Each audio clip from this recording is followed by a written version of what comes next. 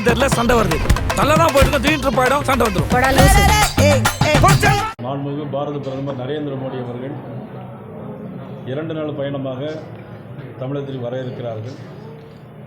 26ஆம் தேதி மாலையில் 7 மணிக்கெல்லாம் தூத்துக்குடி விமான நிலையத்தில் வந்து கட்டி முடிக்கப்பட்ட விமான விரிவாக்க நிலையத்தை, மிகவும் பிரம்மாண்டமான முறையில் இருக்கிற விமான நிலையத்தை திறந்து வைக்கிறார்கள்.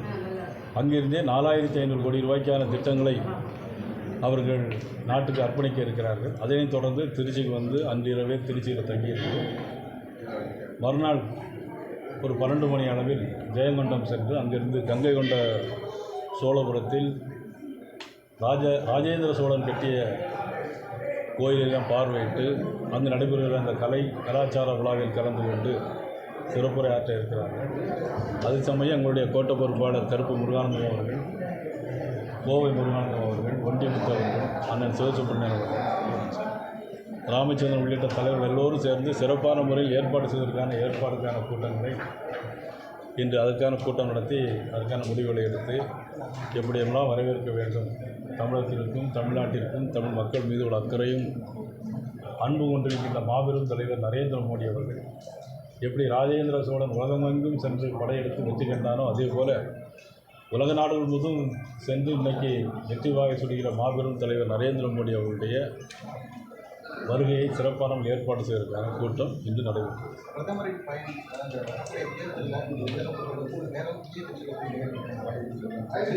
அதான் இன்னும் தேர்தலுக்கு இன்னும் 8 மாதம் இருக்குது. ஏற்கனவே இப்பொழுது நாங்கள் இணைந்து பணியாற்றி கொண்டிருக்கிறோம். தொடர்ந்து சில கட்சிகள் நாட்டின் நலன் கருதி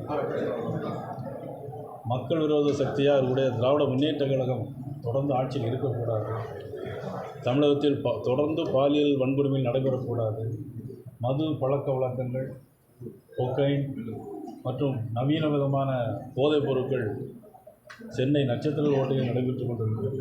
தமிழகத்தில் ஒவ்வொரு பள்ளிகள் கல்லூரிகள் வாசலிலுமே வியாபாரம் நடைபெற்று கொண்டிருக்கிறது.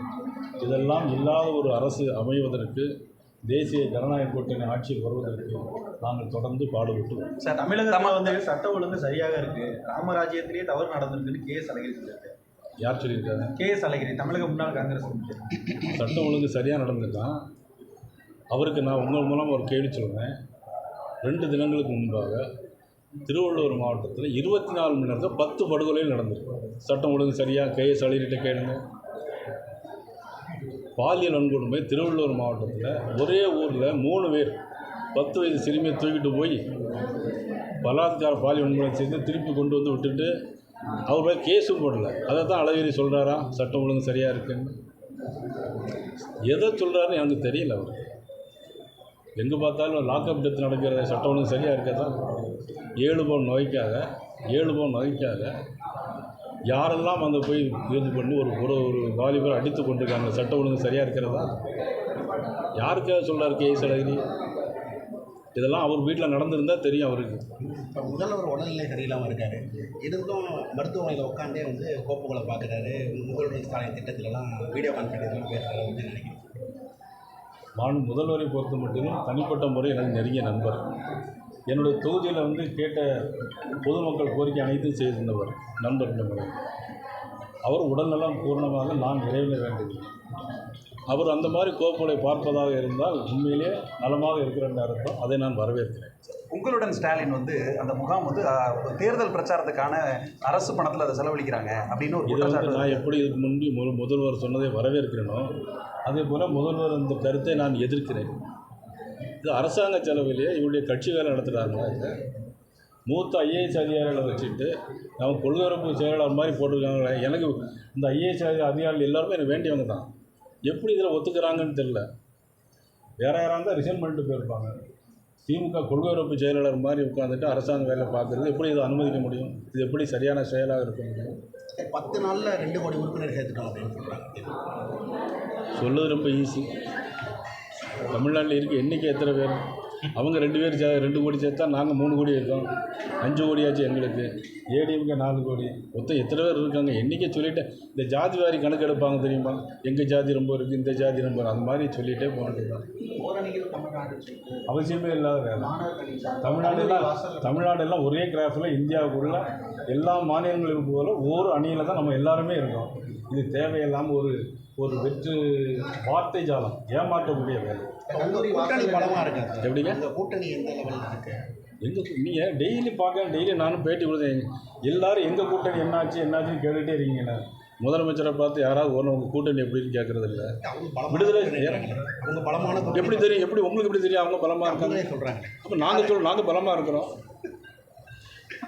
கல்லூரி வாசலில் நின்று மாணவர்கள் முன்னாடி கொண்டு பிரச்சனைகள் வளர்க்குறாங்க. திராவிட முன்னேற்ற சார்பாக அதை கொடுத்து மாணவர்கள் சார்பாக இருக்கிறாங்க. ஸோ மற்ற கட்சிகளுக்குலாம் அதை அனுமதிக்கிறாங்க. ஆனால் இவங்க வந்து கல்லூரி வாசல் சொல்லிட்டு அது எப்படின்னா, இப்போ முதலமைச்சர் வரதா இருந்தனாக்கி எல்லா இடத்துலையும் கொடி கட்டுவாங்க. அதுக்கு எந்த போலீஸ் அதிகாரியும் என்ன பண்ணுவாங்க, தடை சொல்லவே மாட்டாங்க. பெரிய நேர்மையான அதிகாரியாக இருப்பாங்க, தலையை கவர்ந்து விடுவாங்க. ஆனால் எங்கள் கட்சி தலைவர் வந்தாக்கி அல்லது எதிர்கட்சியை சார்ந்த வந்தாக்கி அதை கட்டக்கூடாது, இதை கொட்டாடாது, டிஎஸ்பியை நேரவே அதெல்லாம் பிடிங்கிட்டு நிற்பார். இப்படிப்பட்ட ஒரு ஆட்சி தான் நடந்துட்டு இருக்கு. இந்த ஆட்சி 2026 மாறும். தேசிய ஜனநாயக கூட்டணி வெற்றி பெற்று மந்திரி சபை கூட்டு மந்திரி சபை தான் அமைக்கும்னு டிடிவி தினகரன் சொல்லியிருக்காரு. கூட்டணி ஆட்சி கூட்டணி மந்திரி சபை தான் அமையும். என்னை பொறுத்தவரை திமுக இந்த நாட்டில் இருக்கக்கூடாது, அவ்வளோதான். அப்போ கூட்டணி ஆட்சி கன்ஃபார்ம் எடுத்துக்கலாமா சார்? சார், குரான் மேல சத்தியமா வந்து பாஜகவோட கூட்டணி இல்லைன்னு ஆதவ சொல்லியிருக்காரு. தமிழக வெற்றி கழக ஒவ்வொருவருடைய தனிப்பட்ட கருத்துக்கும் நம்ம பதில் சொல்ல முடியும். அவங்களுடைய விருப்பமாக இருக்கும். எங்களுடைய கருத்துக்கு அவங்க மாறாக இருந்தால் நம்ம சொல்லலாம். இல்லை, அதுக்கே குரான் மேலே ஆணைன்னு சொல்லியிருக்காருங்க. அதாவது இதெல்லாம் குரான், பகவத்கீதை, பைபிள் இதெல்லாம் அரசியலுக்கு பயன்படுத்தக்கூடாது.